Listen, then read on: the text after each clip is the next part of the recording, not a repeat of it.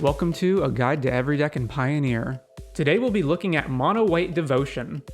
Mono White Devotion is a value deck that seeks to grind out the format's other mid-range and control decks while still having enough interaction for aggro and combo. But what's this? Are those mountains I see? How can this be a Mono White Devotion deck? Well, the deck does play Fable the Mirror Breaker, but aside from that one card, the rest is Mono White. Mono White Devotion is quite slow and about delaying the game until you can hit specific payoffs, those being Serra Paragon, Karn, Yorion, or Fable to a lesser extent. Let's start with the setup.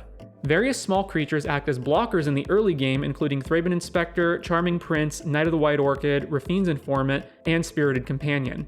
Extraction Specialist acts as a further impediment since it's effectively 2 creatures in 1, or 3 in 1 if it returns Charming Prince and blinks itself. Portable Hole, Chained to the Rocks, and Skyclave Apparition are the deck's early removal. Since Chained already requires mountains, it's not a stretch to then lightly splash into some red spells, and Fable is a great red spell. Fable is yet another blocker or ramp piece if it goes unchecked, filters your cards, and the backside can easily be a game-winning card in combination with the multitudes of ETB creatures in the deck. Once you've hit the mid-game, you're opened up to the deck's more powerful plays. Serra Paragon can return a valuable permanent every turn, including Fable, Skyclave, and Extraction Specialist. The Wandering Emperor is a fantastic removal spell, token generator, and pump effect. Elspeth Conquers Death is basically 2 cards in 1 since it should exile something and return a threat. Unlike the green Nykthos decks, there are no combo loops with Karn and Mono White, but it's still a strong value card. Karn can wish for various bomb artifacts, including God Pharaoh's Statue, Sky Sovereign, and Cataclysmic Gearhulk. Finally, if the deck makes it to the late game with Yorion, it can be unbeatable. Yorion not only blinks everything for value, which is basically every card in the deck, but you can also combine it with Charming Prince to go infinite in a sense, blinking each other back and forth ad infinitum. The late game is also where Nykthos shines since it lets you double spell multiple expensive threats or retrieve and cast Yorion.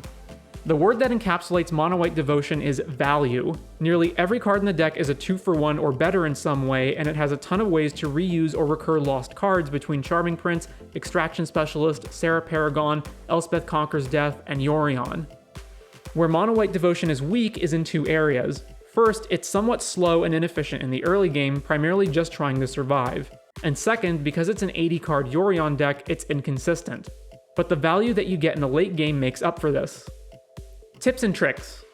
Apart from generating value by re-triggering various ETBs, Yorion can reset Planeswalker's loyalty counters and move around which cards are being exiled by Chained to the Rocks and Portable Hole. Chained to the Rocks and Portable Hole can permanently remove the illusion tokens created by Skyclave Apparition. Blinking either Extraction Specialist or the creature it returned will unlock that creature for combat.